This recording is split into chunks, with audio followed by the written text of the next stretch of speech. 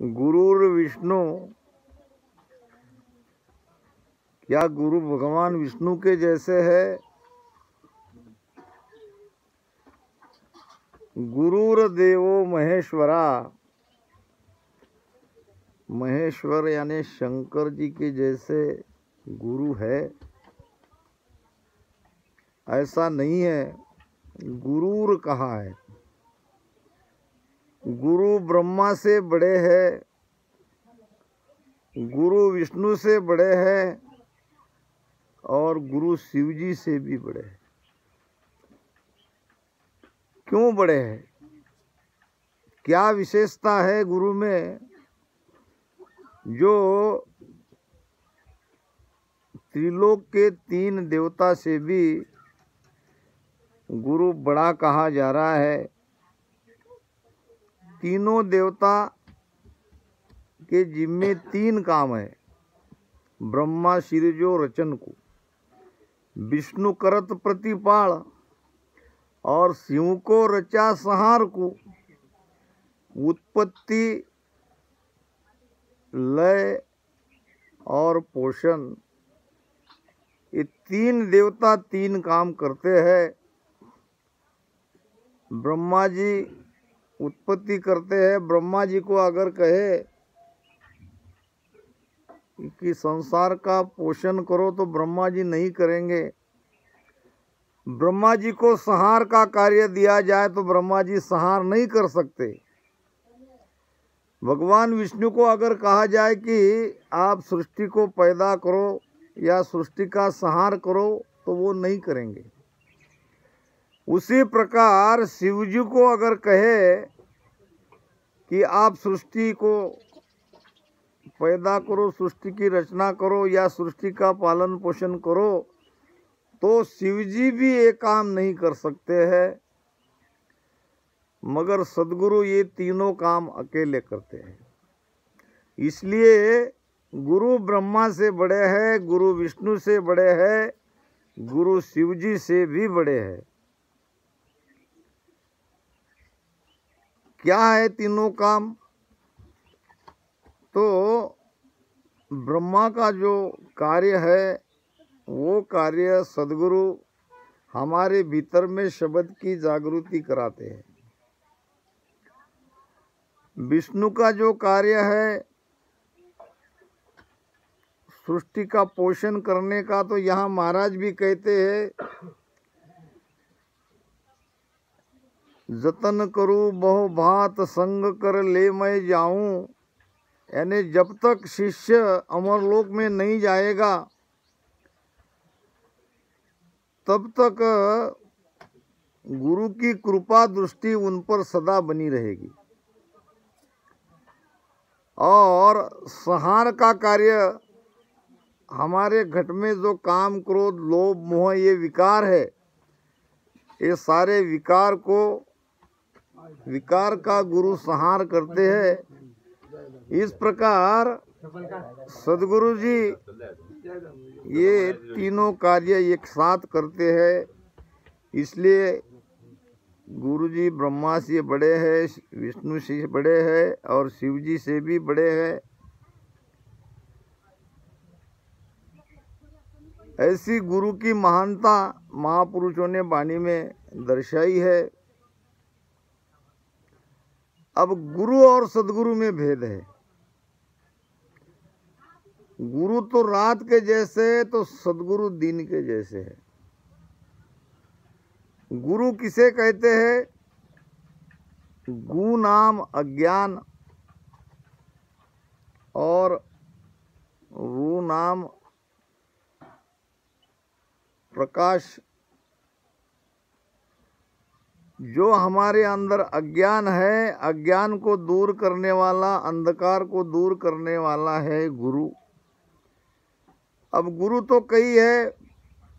पिता गुरु है, माता गुरु है, दाई गुरु है, नाई गुरु है, ब्राह्मण गुरु है। गुरु तो संसार में कई प्रकार के हैं। जितने गुण हैं उतने गुरु हैं। मगर सद्गुरु तो एक है। सदगुरु कोई बिरले है। महाराज कहते हैं, सतगुरु क्यों कर जानिए, भेद बताओ मोय। ज्ञानी तो सुख राम कहे, नाना विध का जोय। कैसे पहचानोगे सदगुरु को? सदगुरु क्यों कर जानिए, भेद बताओ मोय। ज्ञानी तो सुखराम कहे, नाना विध का जोय। संसार में ज्ञानियों की भरमार है, जहाँ देखो वहाँ ज्ञानी है। इन सारे ज्ञानियों में से सदगुरु को कैसे ढूंढोगे? उनका संगत चालीसा बोल मत कर। सतगुरु की पार का सुन ले चित दे कान, केवल बिन सुख राम कहे, भजे न दूजो आन। सतगुरु की पार खा, सुन लो चित दे कान। चित लगाकर क्या कान देकर आप सभी सुनो। सदगुरु किसे कहते हैं? सदगुरु की क्या पारख है? केवल बिन सुख राम कहे, भजे न दूजो आन। उनकी परीक्षा ऐसे की जा सकती है, जो केवल एक परमात्मा है, उसके अलावा और किसी को वो मानते नहीं, किसी को वो भजते नहीं। ये है सदगुरु की परीक्षा। एक लड़का एक गुरु के पास आया और गुरु ने उसे शब्द दे दिया। अब शब्द देने के बाद गुरु कहने लगा, बेटा लाओ मेरी दक्षिणा। लड़का होशियार था। लड़का कहने लगा, गुरुदेव दक्षिणा में मैंने तुमको भारत पूरा दे दिया, अमेरिका दे दिया, रशिया दे दिया, इंग्लैंड दे दिया। गुरु कहने लगा, बड़ा होशियार है। ये भारत अमेरिका रशिया क्या तुम्हारे बाप का है, जो मुझे तुम गुरु दक्षिणा में दे रहे हो? लड़का कहने लगा, गुरुदेव आपने मुझे क्या दिया?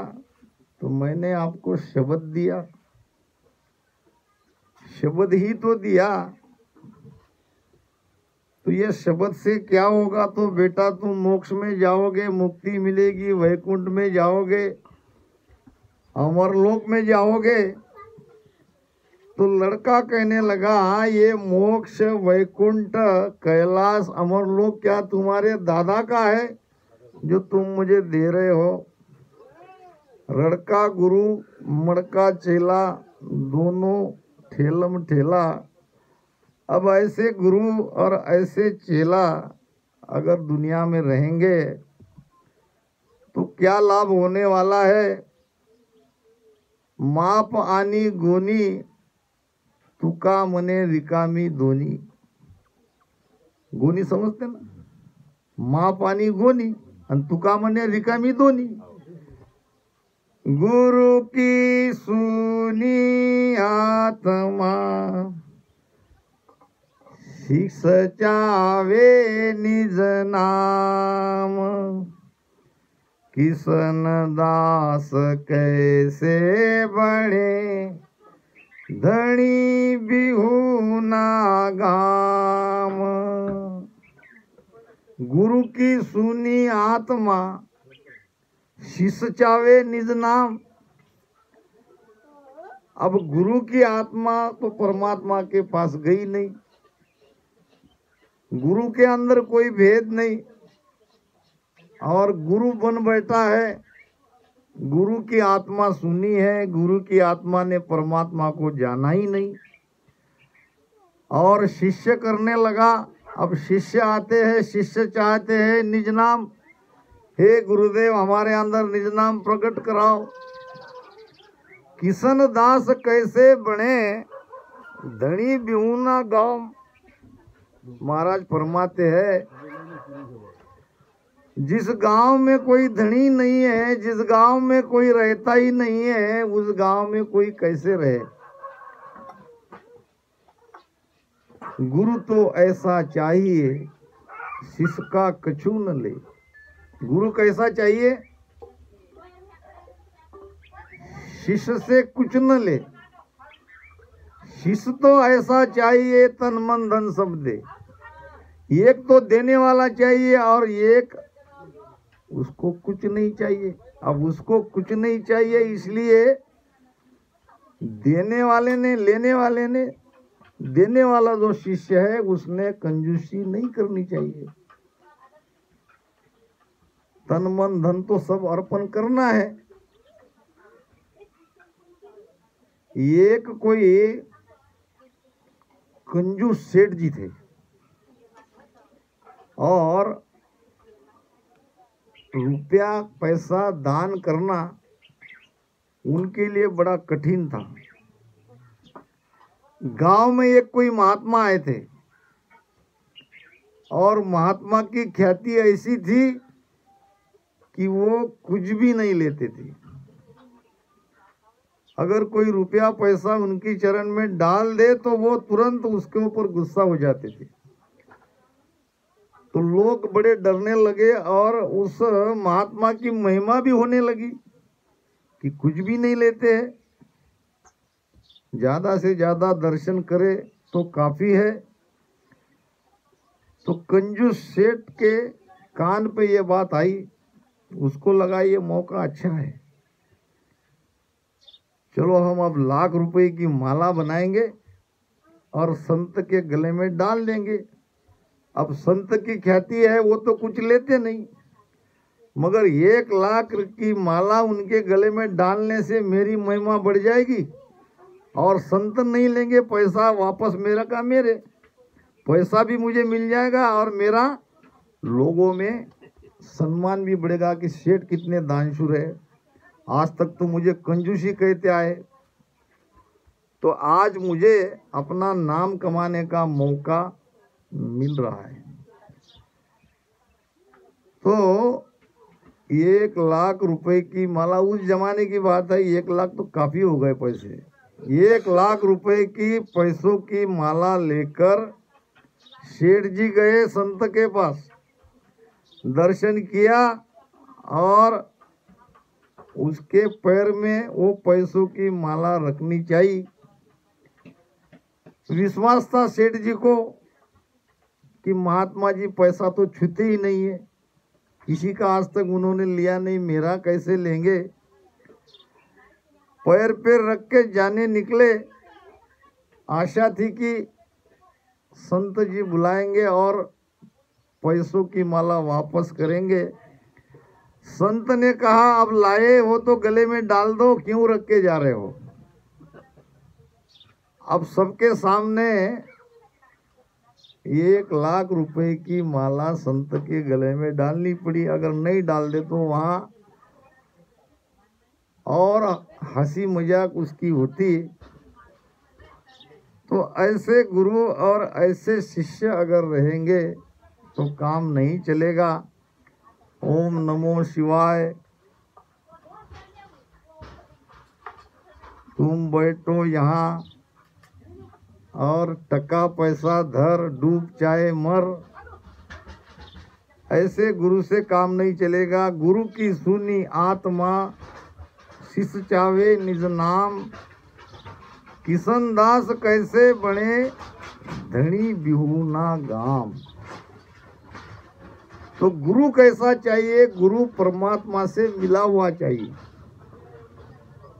उनकी सुरती अखंड वो शब्द में लीन चाहिए, संसार से बैराग चाहिए, तभी हमारा कल्याण होगा। अन्यथा बड़ा कठिन है। सदगुरु की पारख, सदगुरु को समझना बड़ा कठिन है। महाराज ने तो कई प्रमाण दिया है।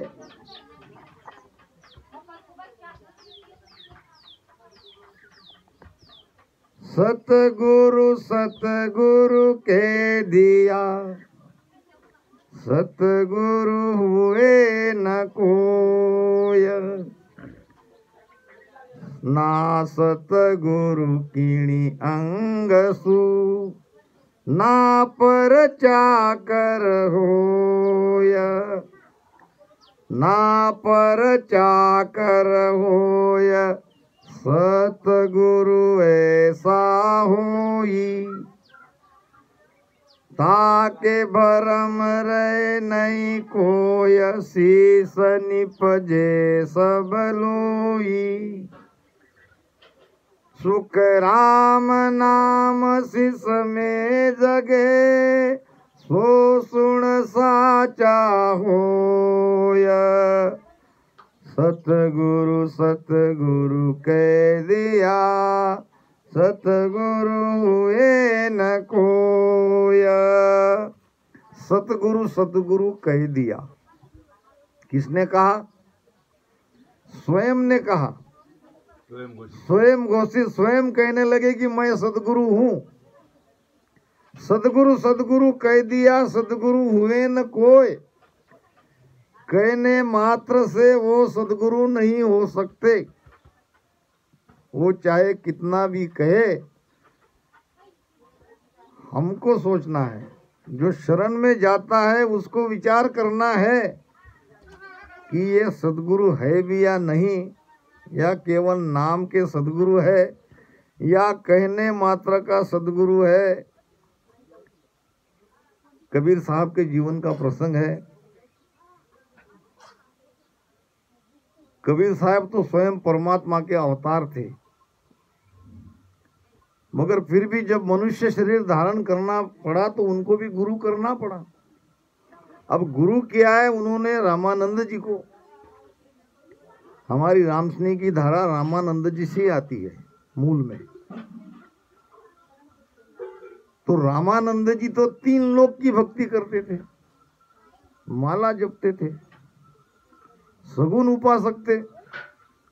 और कबीर साहब तो, अब उनकी वाणियां देखो, ये तो सच्चे परमात्मा के उपासक थे,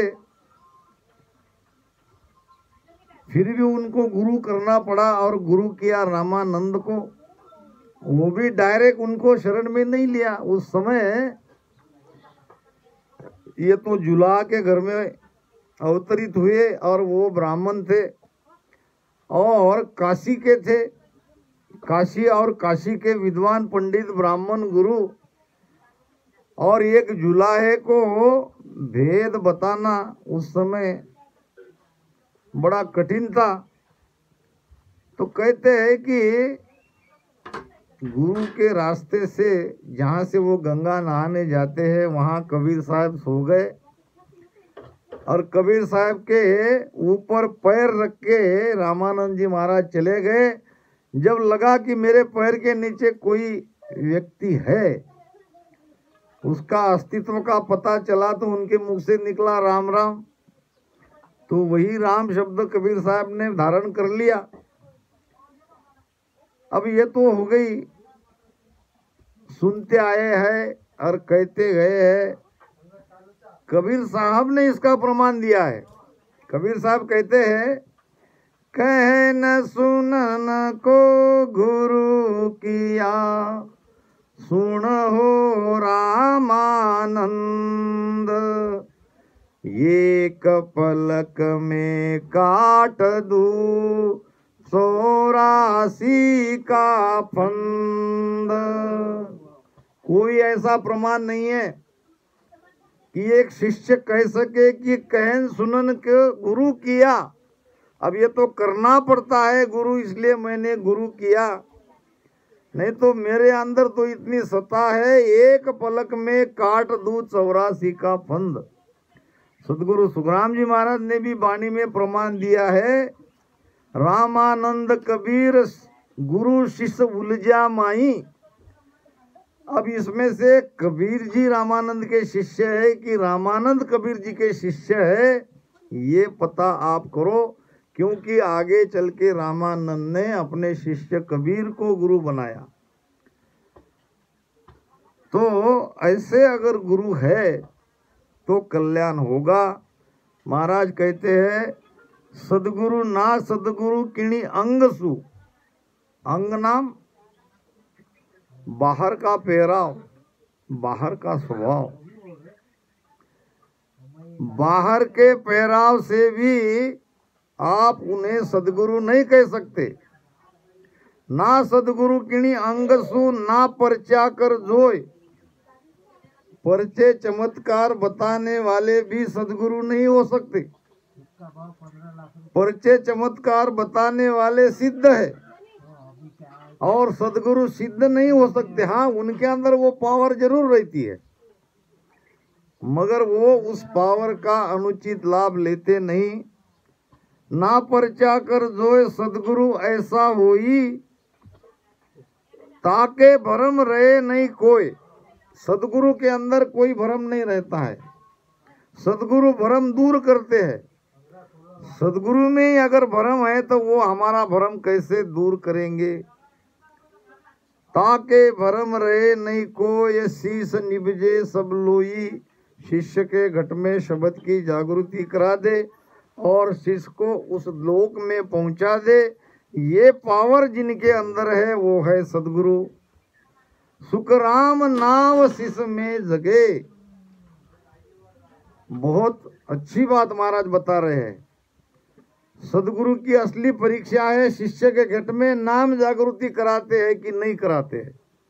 नाम देने वाले कई है। नाम देने में क्या जाता है, सांसों सांस में राम राम भजन करो। अब कोई कहेंगे कंठ पे ध्यान लगाओ, यहाँ लगाओ वहाँ लगाओ, ये तो कोई कर सकेगा, मगर शिष्य के घट के भीतर नाम की जागृति कराना ये बड़ा मुश्किल है।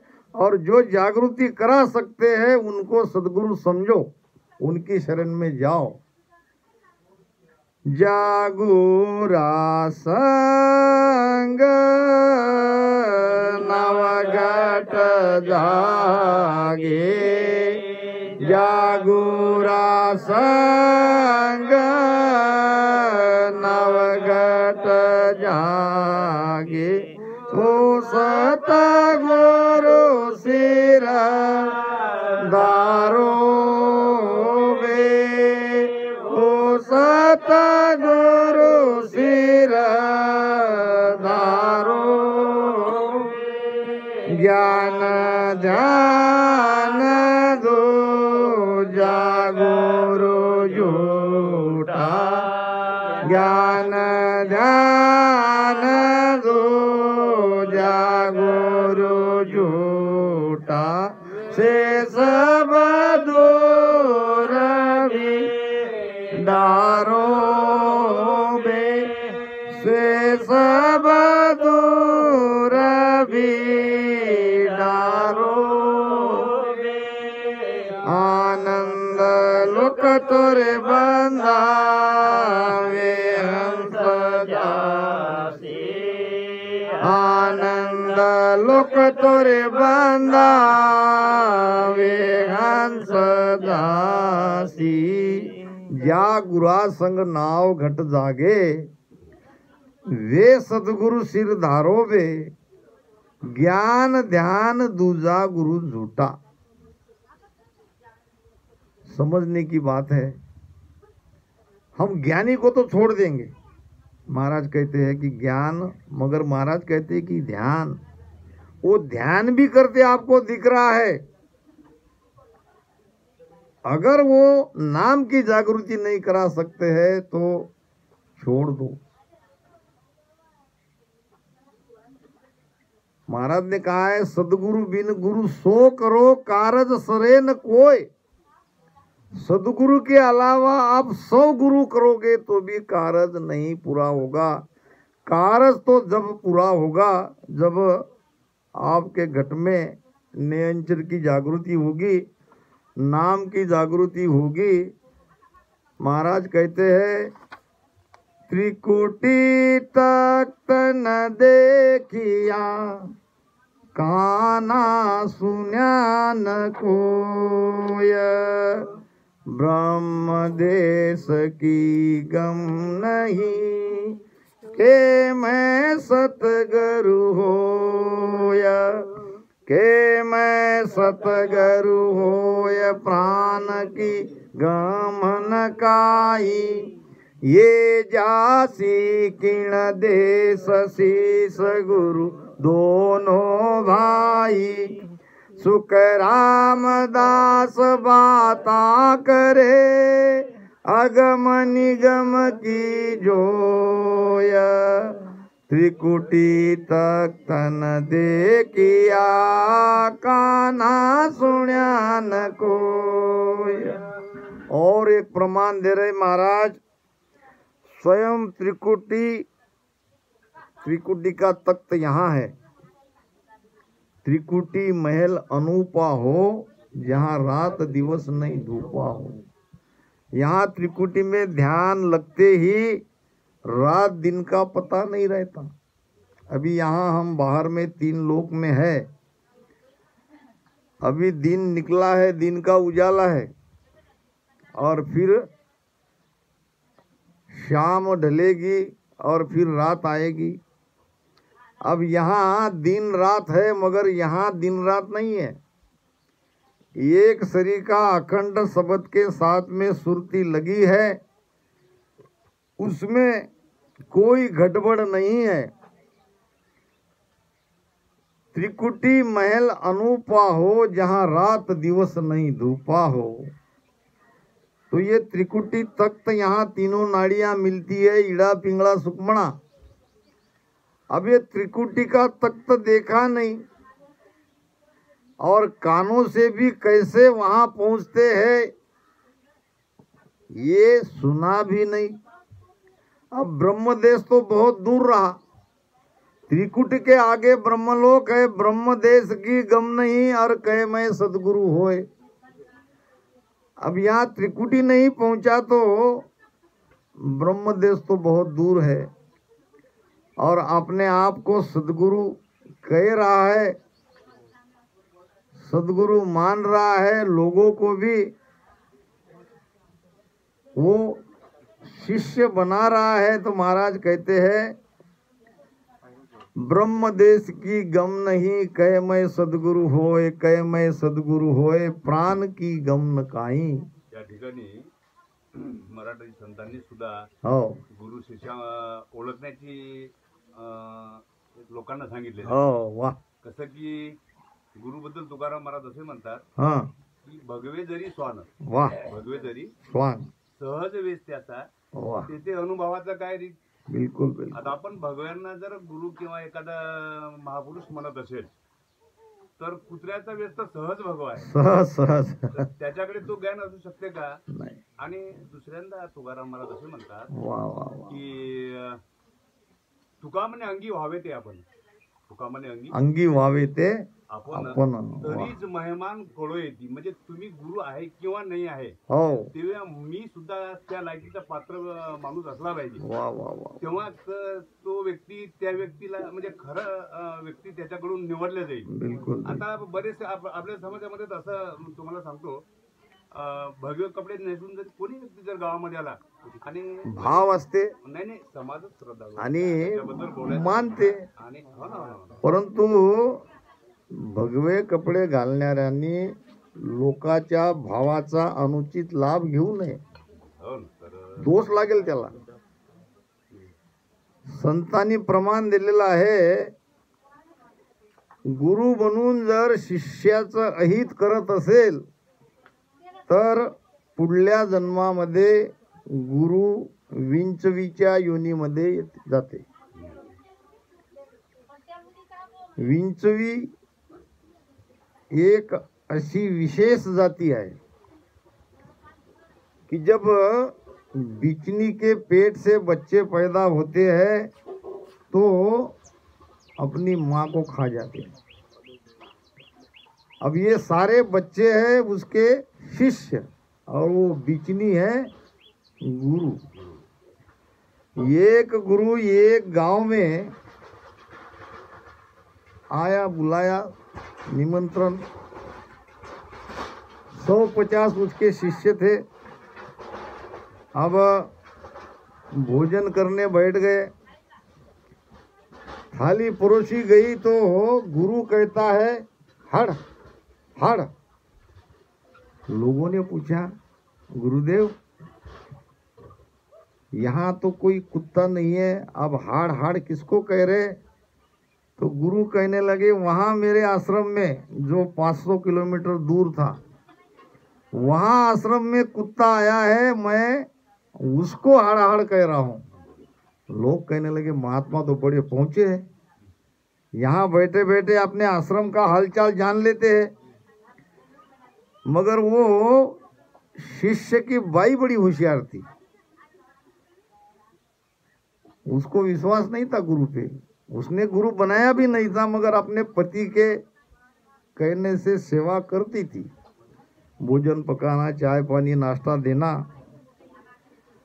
अब बाई ने दूसरे दिन मन में ठान लिया कि आज गुरु महाराज की परीक्षा ही लेंगे। अब बाई ने गुरु को जो सबसे अच्छी चीज पसंद है वो भोजन में बनाई। अब थाली परोसी, उधर से परोस के लाते हैं ना, और जो चीज गुरु को चाहिए वो रोटी के नीचे छिपा दी। थाली आ गई, बाकी और लोगों की थाली आ गई। गुरु ने देखा तो थाली में तो वही चीज है जो उसे चाहिए, जो उसे पसंद है, मगर अपने थाली में नहीं दिख रही है। सबके थाली में है, मेरे ही थाली में क्यों नहीं? बाई को कहने लगा बाई जी कुछ चीज भूल गई क्या आप परोसने के? नहीं गुरु महाराज सब तो परोसा। नहीं नहीं, मुझे लग रहा है कि कोई चीज आप भूल गई हो, खासकर मेरी ही थाली में। तुम्हारी थाली में कुछ भूली नहीं है तुम्हारी थाली में 500 किलोमीटर दूर आश्रम का कुत्ता तुम्हें दिखता है, और तुम्हारे थाली में तुम्हारे रोटी के नीचे वो चीज रखी है, वो नहीं दिख रही है। पाखंड मत करो, आप चुपचाप खाओ, तुम्हारा सारा भेद खुल गया है, ज्यादा मुझे आप बोलने मत लगाओ। अब गुरु चुपचाप नीचे मुंडी करके खाने लगे। तो ऐसे से काम नहीं चलेगा, और ऐसा ही होते आ रहा है। हमारे रविंद्र जी ने बड़ी अच्छी बात कही, संत तुकाराम जी महाराज के वचन भी उन्होंने सुनाए। तो इस प्रकार अगर ऐसा होता है तो ये भक्ति नहीं बढ़ेगी। ज्यादातर ऐसा ही होता है, सभी जगह होता है, ऐसा कहना नहीं है। ऐसा ही चल रहा है, डुड्डी नहीं काइन दड़पुण वाड़ बाई। अब वही कुछ नहीं है तो क्या अपने को आएंगे? उनके घट में शब्द जगा नहीं तो अपने घट में शब्द कैसे जगाएंगे? ब्रह्म देश की गम नहीं, कहे मैं सदगुरु होए, कहे मैं सदगुरु होए, प्राण की गम न काई। 10वें द्वार से बाहर प्राण कैसे निकले इसका भेद नहीं। 9 द्वार से हमारा प्राण निकलना नहीं चाहिए जीते जी, इसकी कोशिश हमें करनी है। मृत्युपरांत अगर हमारा प्राण 9 द्वार से निकलता है तो हमने कुछ नहीं कमाया, क्योंकि हमारी भक्ति 10वें द्वार की है। केवल 10वें द्वार में सुरती शब्द लगा के बैठे रहने से काम नहीं चलेगा, प्राण को निकालना पड़ेगा रीढ़ की हड्डी के ऊपर से। तो सदगुरु को प्राण को कैसे बाहर निकल, सुषमना क्यों खोल रहे हैं हम? सुषमना के द्वारा ही ये प्राण ऊर्जा ऊपर चढ़ेगी, और प्राण शक्ति जब पूरी ऊपर चढ़ेगी तो ये 10वें द्वार फूटने का चांस बढ़ता है। कोई भी चीज अगर फूटती है तो वहां ऊर्जा चाहिए, और ऊर्जा है हमारे पिंड में। पिंड की ऊर्जा जब 10वें द्वार में ब्रह्मांड में चली जाएगी तो यहाँ से फूट के वापस चले जाएंगे उस देश में जिसको महाराज ने अमर लोक कहा है। तो 10वें द्वार फोड़ कर निकसे नहीं कोई अटकन हारा, ये शब्द 10वें द्वार को फोड़ के बाहर निकलता है। यहाँ कुछ न कुछ निशानी जरूर होगी, मगर ये कब? जब वो उस संत का आखिरी का जन्म है तब। एक जन्म की भक्ति नहीं है। एक ही जन्म में हम 10वें द्वार फोड़ के अमरलोक में जाएंगे तो आज 300 साल के बाद में कोई प्रमाण नहीं है। लगभग महाराज जी को 300 साल हुए, 10वें द्वार फोड़ के वो गए। उनके साथ में गिरधर जी, उसके बाद में कोई प्रमाण नहीं मिल रहा है। कहते ऐसे वैसे, मगर जो बात पूरी तरह से हमने देखी नहीं या उसके ऊपर खातरी लायक ऐसा कोई ज्ञान कहीं नहीं है, तब तक कैसे माने। तो आखिरी के जन्म में संत की स्थिति ऐसी ही होती है।